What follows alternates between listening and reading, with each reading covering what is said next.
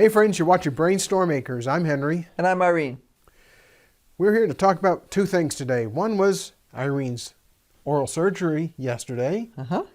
And I'm going to do a test fit of the battery components for the 12-volt lithium battery that we're busy building.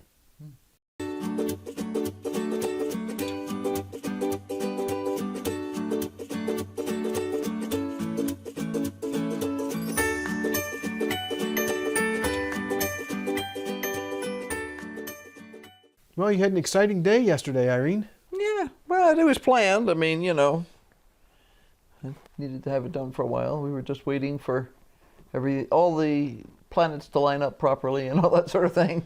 And they lined up. They lined up, so that's done. And now I can't chew on that side for 3 months, but that's okay. What did you actually have done? Well, I had a tooth pulled several months ago. Quite a number of months ago, because you had to wait an extra couple of months for the bone to heal. Right.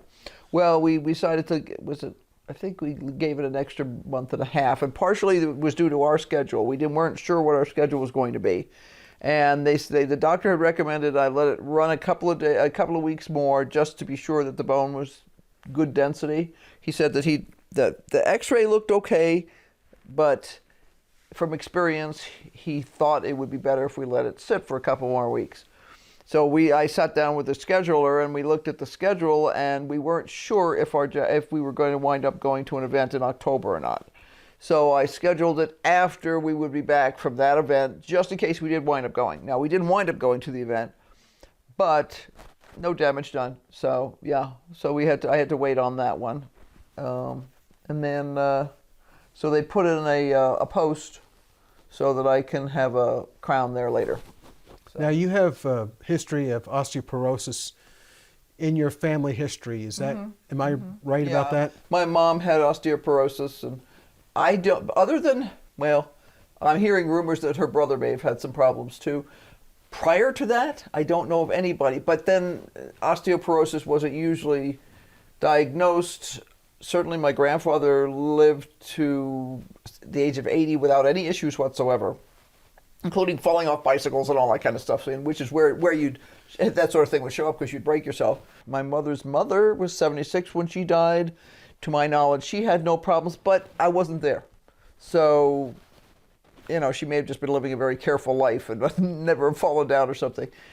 I don't know of any other family members in older generations, but like I say, frequently that stuff wasn't diagnosed. Yeah, we're in our late 60s, so those kinds of things start to be an issue. Right. Now, you had bone scans done. Yeah, I had reference bone scans done. I'm trying to remember if it was when I was 50 or when I was 60. I don't remember. I think it's when you're 60, because it was when we were here. Right. Because they want you to get reference bone scans done so that they can look to see if your bones are thinning out and things like that. They can also check your blood calcium levels to see if you have high blood calcium levels. But you need to be on top of it yourself, because a lot of doctors are totally oblivious to things like that unless they have a background in geriatrics. So I don't feel like a geriatric. I don't either. And there are people with early onset osteoporosis. But it's, especially if you have a family history of it, it's not a bad idea to do something about it in terms of being aware of your own system. I have always been big on weight-bearing exercises and stuff like that. We tend to do a lot of physical stuff. Now, we have not the last couple of years, which does concern me a little bit more. But in general, we've always had a fairly high calcium intake, not only because we love dairy and stuff like that, but especially when we lived in California, we used to eat a lot of brassicas, a lot of cabbage and broccoli and stuff like that are excellent sources of natural calcium that your body can actually absorb. Not all forms of calcium can be well absorbed. And we ate it not because we were going for a high calcium level, but because it was cheap and delicious. And we liked it a lot. Yeah, well, we both love a lot of that sort of stuff. And because it was grown within 50 miles of where we lived. Within 25 miles of where we lived. At times, yes. It depends on which farmer it was coming from. It was fresh, it was available, it was cheap. It was probably one of the cheapest vegetables around, especially broccoli.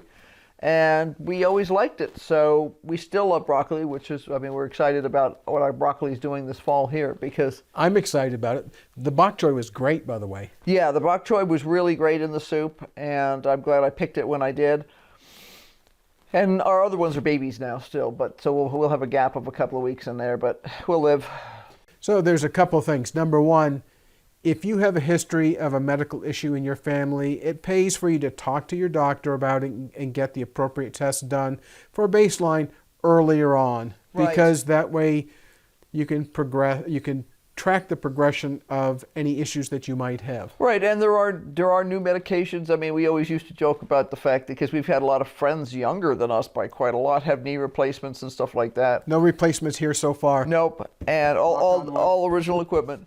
But you know, we always used to joke that you always hold out on these things as long as you can because the new medical advances can be pretty amazing sometimes, and things that people never would have thought of, 10 years ago are now commonplace now. Now, your surgery yesterday went pretty smoothly. It did. You were out in a whole lot less time than I was. Oh yeah, well they had a lot more problems with your implants. Big mouth, small space. Mine is not quite as far back as yours was.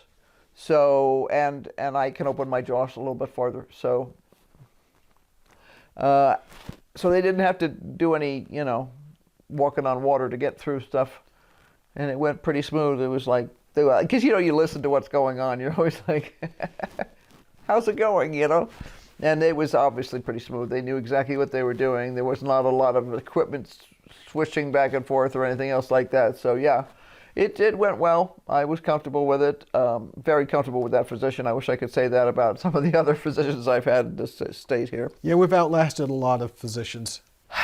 Yeah, one of the things about being older is it's kind of annoying when your physicians retire all the time. Or they croak. Yeah. Well, fortunately right now we have, younger physicians. It's hysterical to have physicians who are younger than your children. But that way you know that they're not, unless they get hit by a bus, they're not likely to croak, and they're probably not going to retire. They might leave the practice, but at least you're not going to have to worry about them retiring. I'm going to start putting together the battery using these lithium cells. There have been a few questions about who manufactured these cells. I'll put the name in the show notes, but it's Lito, L-I-I-T-O, Cala. They're made in China. These are brand new cells. If you buy product like this from China, you have to be very careful because a lot of times they will repackage used cells. Mm-hmm. They'll mark the amount of current that you can get out of it down and then sell it as if they're new. Now, they won't say that it's new, but it isn't new either. Now, these parts will be used when I connect up the battery management system, and I actually connect the battery to a battery charger or to whatever we're going to connect it to. Now, today, I don't have my ring on. Yay. She doesn't want me to weld my ring. I don't want to either. How do you tell which is positive and which is negative? Well, on these batteries, there's little stickers, QR codes mm-hmm. that are access to the company's website. And I happen to know that one side is negative and the other side is positive, so I've arranged them in that fashion. Okay, I was looking for positives or negatives, and there aren't any. There's no positives or negatives marked here at all.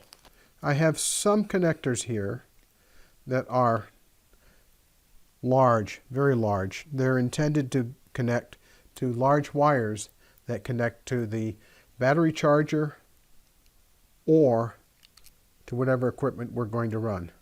It's interesting because I can put these parts on and not worry about them shorting anything out because there's no metal on the top of this battery. The wrong connectors were in the container.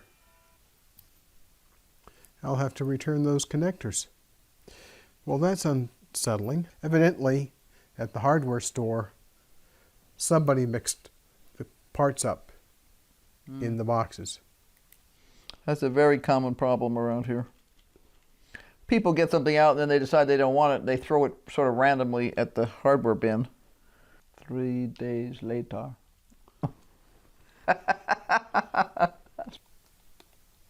Now, to remind you, I'm using a screwdriver that's insulated. The reason why I'm using that is if I accidentally drop this screwdriver across the terminals of this battery, I can't short it out. Now, this screwdriver was intended for working on household and higher voltage electric systems. Not DC, which is what this is. Oh, does that need to go in upside down? I was going to ask you that. No, this is fine. Because this one is going down and the other one's going up. No, I set this up this way on purpose. Cool. Because I want to eventually have the wire coming out here, and I don't want it to be up above the surface of the screw. When I have the right connectors, I'll be connecting all of these pieces of this battery management system to the battery. Now you may wonder why I have some packing tape here. I thought it was stuck on the roller. Mm-mm.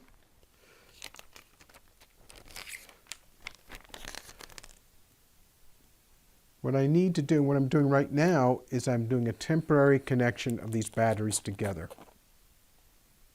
In close-up, there's a small gap in between each of these cells. That's because these particular cells are called a prismatic cell. That's good, but one of the problems with all of these lithium cells is that as they charge up, they're going to swell a little bit. And when they discharge, they're going to contract a little bit. And you want to make sure there's enough room for that swelling to occur, but not so much that you can't have the cells helping to hold each other together, because what you want to do is actually provide a little bit of resistance to that swelling and that contracting. So that's why I've set this up in this fashion. That's going to allow us to connect these two connections right here to the battery or to a charger. I know a lot about lithium batteries for a sad reason, and that is 30 years ago I designed a special kind of computer that's used by military divers for determining how long they can stay underwater and how fast they can come back up, because you can get decompression sickness, the bends. I designed that piece of equipment using some very early lithium-ion batteries. They worked. The only problem was they could catch fire. So Details.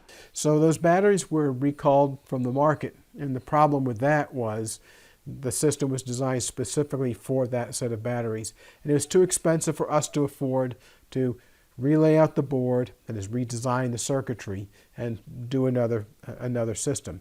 So, sad tale, but that's my initial introduction to lithium batteries 30 years ago. So I have a question. You said you're attaching one end here, and you pointed to another one down there, but you've got attachments. It goes to this side here, and this side here. And so the why reason is there an attachment over here? This is where the battery management system is going to go. Ah, okay. So it's pretty simple. The battery management system, I need to hook one of these. Is that orange, red? It's an orangish red color. This orange-red wire. One goes to each of the positive terminals on each of these cells, because this is going to keep track of life, the universe, and everything. This is going to keep track of life, the universe, and everything, as you said. Yes. What it's going to do is it's going to start stealing charge from one of these cells to bring the charge up of any cell that's too low. The whole point is to try to get all these cells at the same voltage at the same time. That's going to extend the life of the battery. It's going to extend the life of the cells. It's the same thing as with the solar system. You equalize the batteries to maintain the quality of the system. Yeah, and we'll be talking about how you would use these lithium batteries in a solar system. And I'll show you more about how you connect these batteries up in a small solar system later on in the series. Say goodbye, Irene. So be sure to like, subscribe, and hit that notification bell because we do have lots more going on. I was in class for a gazillion hours today. Yeah, today. So I now have stuff to do. It's almost time to shut the greenhouse down because it's supposed to be cold again tonight. I have to check and see how cold. It never got very warm today. It's only 54. We'll need to check the propane to make sure we have enough. Yeah, I'm not sure. Goodbye, Irene. So until next time, bye. Bye. Keep brainstorming. I don't have a brain right now, so I can't do that. She does.